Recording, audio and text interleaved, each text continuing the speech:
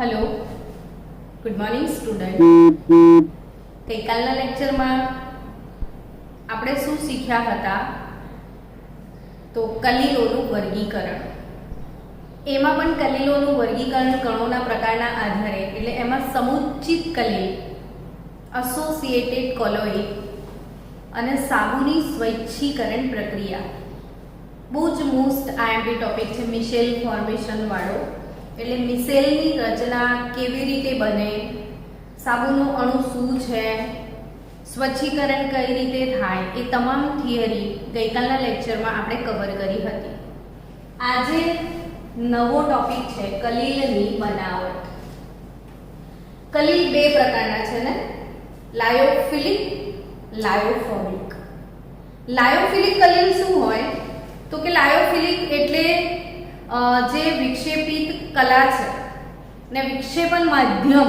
આ બંને વચ્ચે સ્નેહ હોય છે એટલે તમે ગુંદરના પાવડરને પાણીમાં નાખો ને જસ્ટ મિક્સ કરો એટલે કલીલ તૈયાર એને બનાવવા માટે કોઈ મહેનત કરવી પડતી નથી બટ લાયોફોબિક કલીલ હોય અર્થાત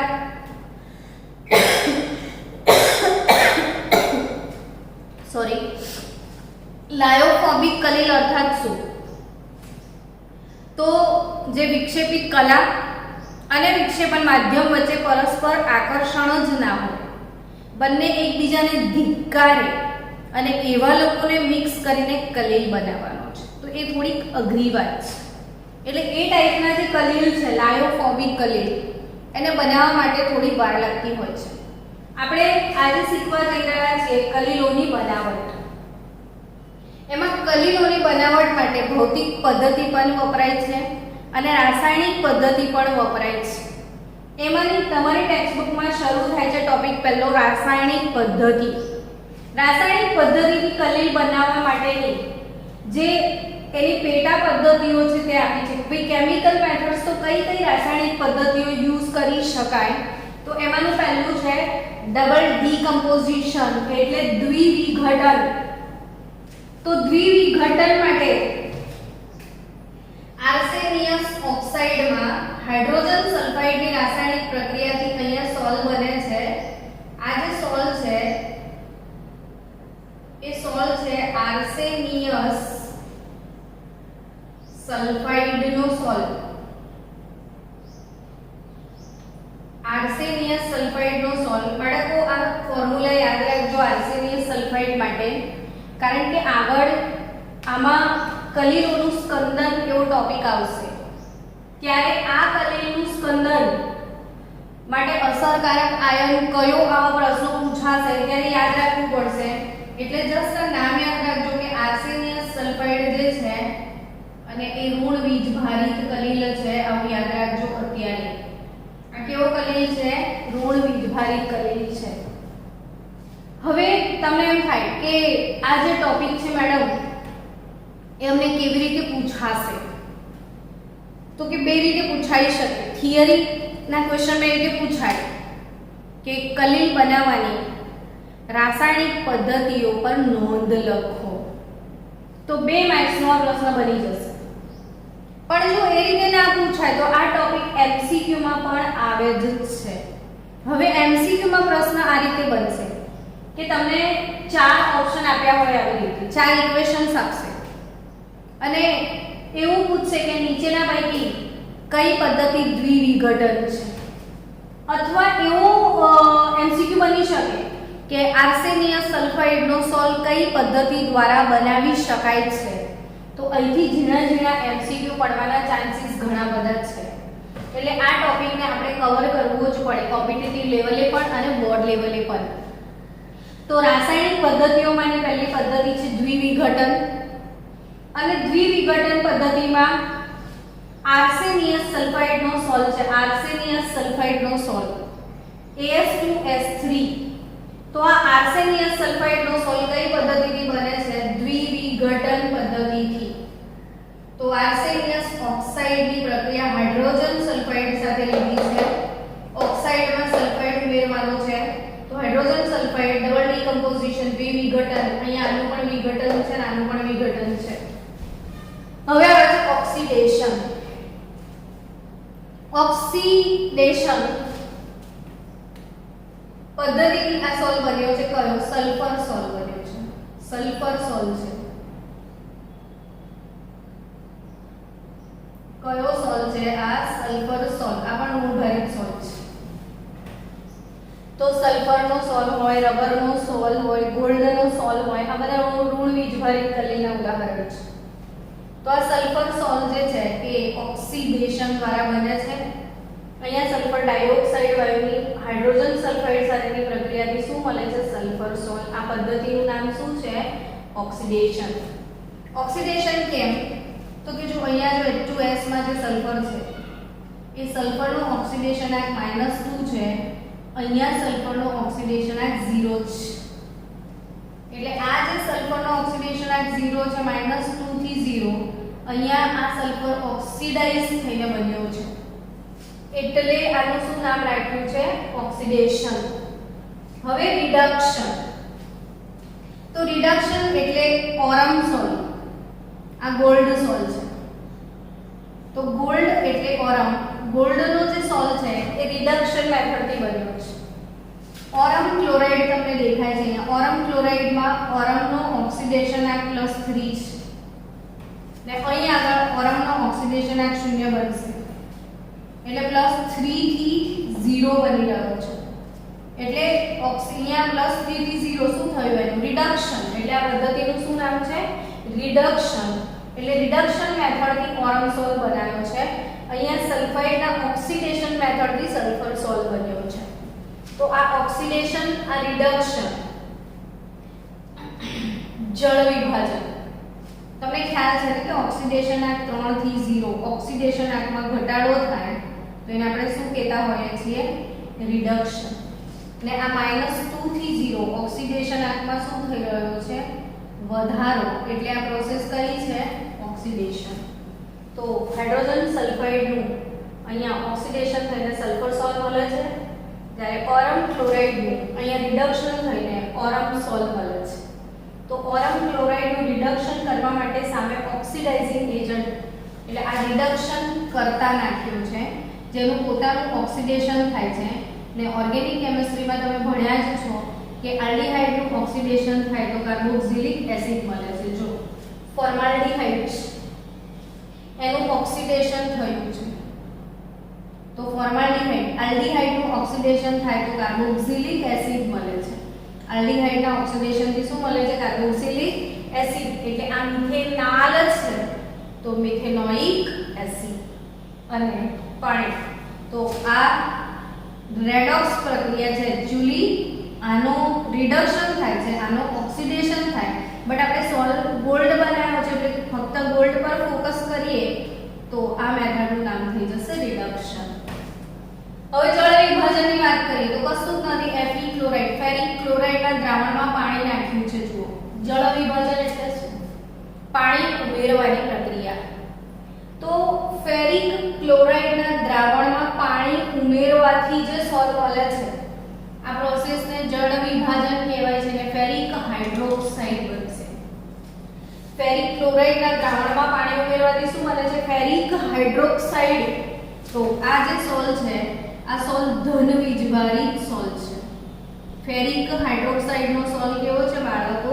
ધન વીજભારિત. બાકી એ સિવાયના જેટલા પણ સોલનું નિર્માણ થયું છે આ બધા જ સોલ ઋણ વીજભારિત છે.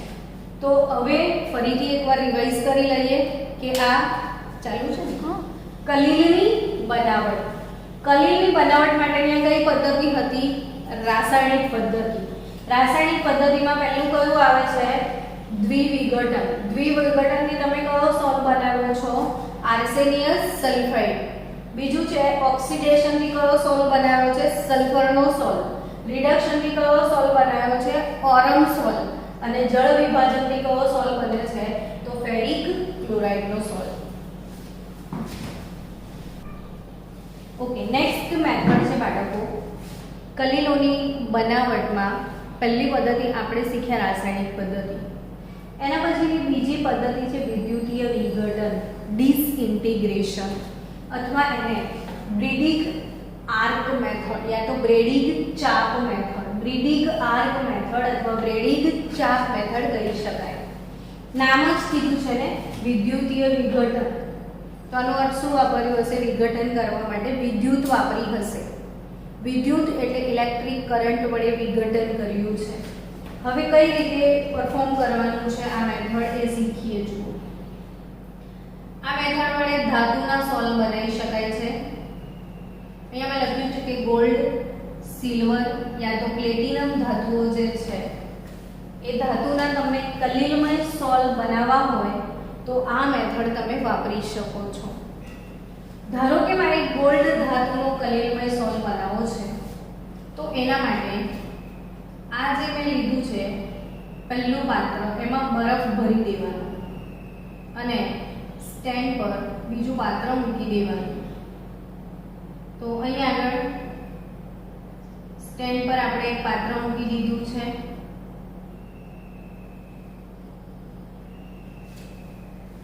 આની અંદર બરફ ભરી દીધો છે. હું બરફ ડ્રો ના કરું તો તમને સમજ પડી જશે ને હવે કે એક કામ કરીએ, આપણે આ સમજાવી દઉં તમને કે આ શું મૂકેલો છે? બરફ, બરફનો કુંડ છે એટલે બરફ ભરેલો છે. હવે આની અંદર વિક્ષેપણ માધ્યમ છે, જેમાં તમારે કલીલ બનાવવાનો છે એ વિક્ષેપણ માધ્યમ ભરેલું હોય છે. હવે આ વિક્ષેપણ માધ્યમ આ જે પણ હશે પણ બરફ બહાર છે, તો બરફ એ બહુ ઠંડુ એટમોસ્ફિયર મતલબ ટેમ્પરેચર ડાઉન કરી દેશે, જેથી વરાળ જે હોય જલ્દી ઠરી જાય. એટલે ક્વેશ્ચન તમને થાય વરાળ ક્યાંથી આવી? તો કે હમણાં આવશે, જોજો. આ ગોલ્ડનો ટુકડો છે, ગોલ્ડ છે. આ વિક્ષેપણ માધ્યમ છે. આ શું ભરેલું છે? બરફ. હવે બ્રીડિંગ ચાપ, વિદ્યુત તો લાવો ભાઈ, બધું ગોઠવી દો છો અને વિદ્યુત તો આપતા નથી, તો બે ઇલેક્ટ્રોડ લાવવાના, એક ધન અને એક ઋણ. બેટરી જોડેલી હશે. હવે આવી રીતે જો એ બે ઇલેક્ટ્રોડ છે, ધન અને ઋણ, એને બંનેને આમ જોઈન કરશો તો શું થાય? શોર્ટ સર્કિટ થાય ને. એટલે જબરજસ્ત આમાંથી શોર્ટ સર્કિટના કારણે બહુ બધી હીટ પેદા થાય. તમે વેલ્ડિંગ વાળાને જોયો હશે કે જ્યારે લોખંડની જાળી પર પેલો વેલ્ડિંગ કરવાવાળા ભાઈ ઓક્સી એસિટિલિન ફ્લેમ આપે છે, ત્યારે વેલ્ડિંગ એટલે બે ટુકડા પીગળીને બી જોડાઈ જાય છે. લોખંડની ધાતુના બે ટુકડા પીગળીને પણ જોડાઈ જાય છે, કારણ કે એમાં બહુ હાઈ ટેમ્પરેચર છે. એમ સેમ આ બે વિદ્યુત ધ્રુવો છે, અને આ વિદ્યુત ધ્રુવો કોને અડકાડવામાં આવે? સોલાર. આ બંનેના અડકાડવાના લીધે જે ગરમી પેદા થાય છે એના લીધે શું થશે? તો આને અડકાડવાના લીધે જે ગરમી પેદા થાય એ ગરમી લીધે શું થશે? તો કે ગોલ્ડ પીગળીને પણ વરાળ બની જાય, એટલું બધું ગરમ હશે. અને જેવું વરાળ બનશે એવું આ માધ્યમ જે છે એમાં ફેલાઈ જશે, એના કણો છૂટા છૂટા છૂટા થઈ જશે. એવું સમજો કે આ ગોલ્ડના કણો ફેલાઈ ગયા તૂટીને ટુકડા થઈને, અને એ વરાળ બધે ફેલાઈ જશે. પછી બહાર શું મૂકેલું છે? બરફ.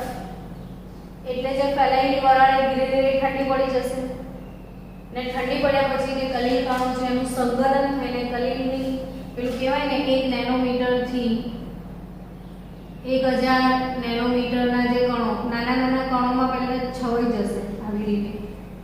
પછી થોડા થોડા નાના નાના કણો એકબીજાની જોડે આવશે ને સંઘનન પામીને, આપણે ભણ્યા હતા યાદ હતો, બહુ આણ્વીય કલીલ એટલે બહુ જ નાના કણો ભેગા થઈ અને 1 નેનોમીટર થી 1000 નેનોમીટર સુધીનો એક મોટો કલીલ કણ બનાવશે.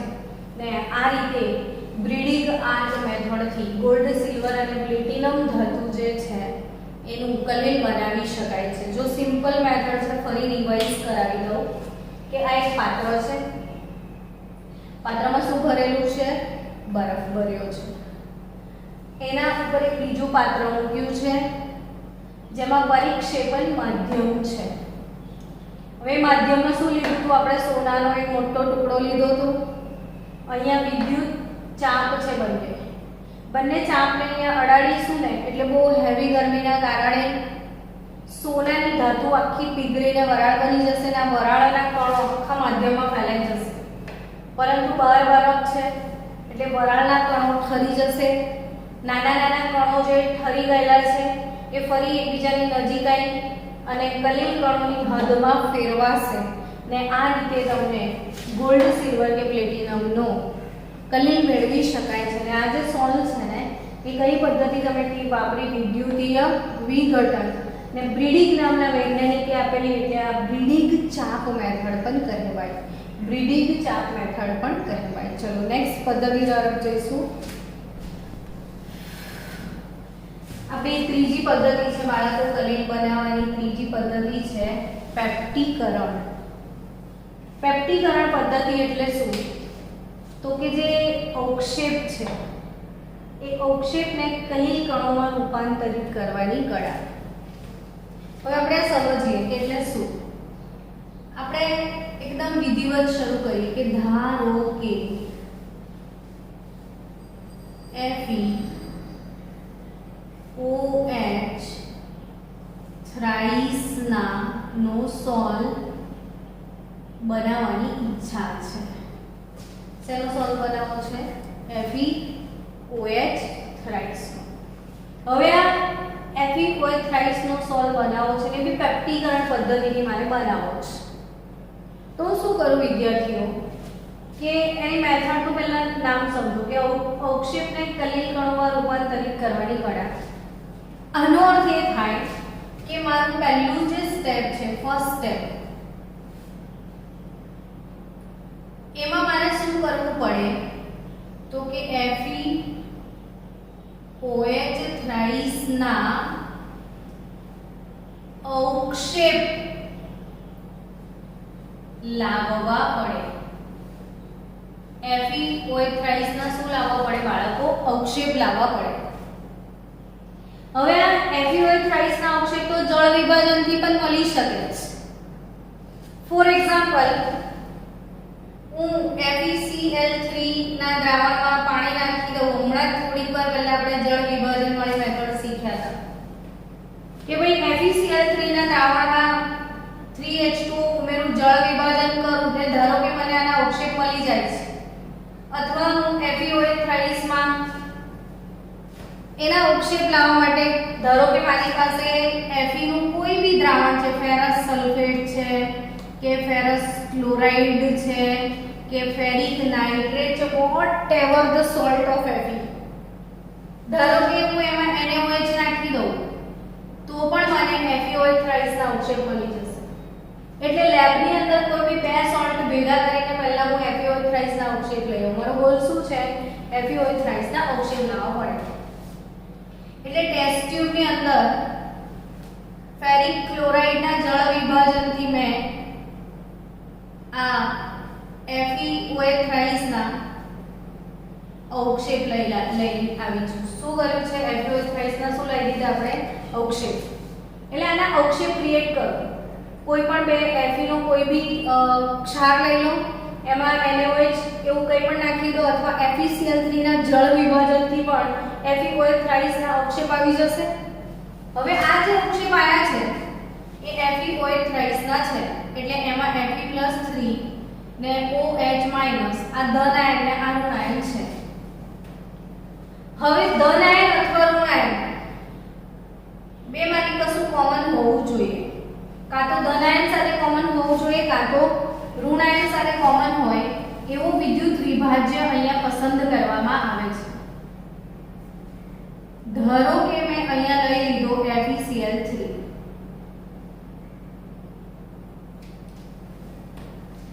આ FeCl3 ના વિદ્યુત વિભાજ્યમાં ઓલરેડી Fe+3 હોય છે અને આ અવક્ષેપમાં પણ કોણ છે? Fe+3. સમજી રહ્યા છો? તો આ જે વિદ્યુત વિભાજ્ય મેં ઉમેર્યો જેનું પાણીમાં આયનીકરણ થાય, આપણે એને વિદ્યુત વિભાજ્ય કહેતા હોય છે. આ જે વિદ્યુત વિભાજ્ય FeCl3 જે મેં લીધો એને પેપ્ટીકરણ કારક તરીકે ઓળખવામાં આવે છે। FeCl3 ને શું કહેવાય? પેપ્ટીકરણ કારક કહેવાય। હવે આ પેપ્ટીકરણ કારકમાં આ ટેસ્ટ ટ્યુબની અંદર જે વધારાનું પાણી છે નિતારી લો ને આ જે અવક્ષેપ છે એ અહીંયા નાખી દો। આ અવક્ષેપને અહીં નાખી દો। પેપ્ટીકરણ કારકની અંદર આ અવક્ષેપને નાખી દો। હવે આમાં બી દેખો Fe+3 ઓલરેડી છે, OH- પણ છે, Fe+3 પણ છે અને દ્રાવણમાં બી શું છે? Fe+3। તો દ્રાવણમાં જેટલા Fe+3 છે એ બધા જ આની સપાટી પર શોષાય છે। દ્રાવણના Fe+3 અવક્ષેપની સપાટી પર શોષાય છે, જેના પરિણામે એનો જે વીજભાર છે એ અસંતુલિત બને। આનો વીજભાર કેવો બને? અસંતુલિત। અને અસંતુલિત બનવાના કારણે થોડી જ વારમાં આ જે અવક્ષેપ છે,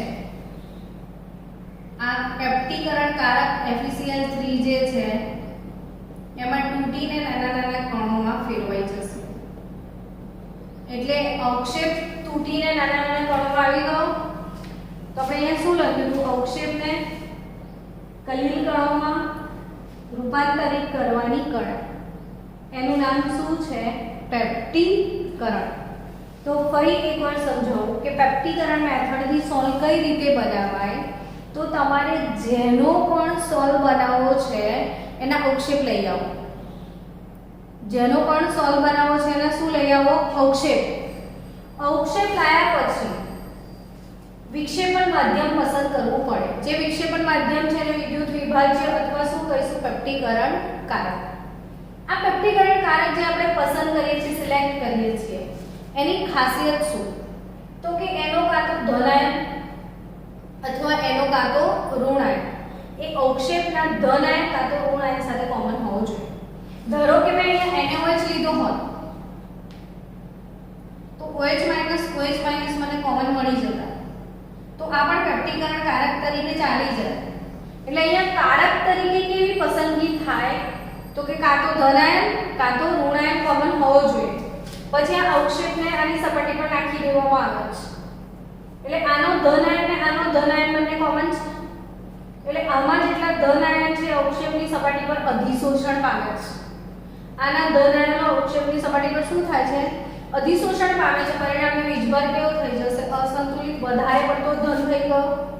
અસંતુલિત થવાના કારણે આ અવક્ષેપ તૂટી જાય છે નાના નાના કણોમાં અને કલીલ આ રીતે બનાવી શકાય। આ પદ્ધતિને આપણે શું કહેતા હોઈએ છીએ? પેપ્ટીકરણ પદ્ધતિ।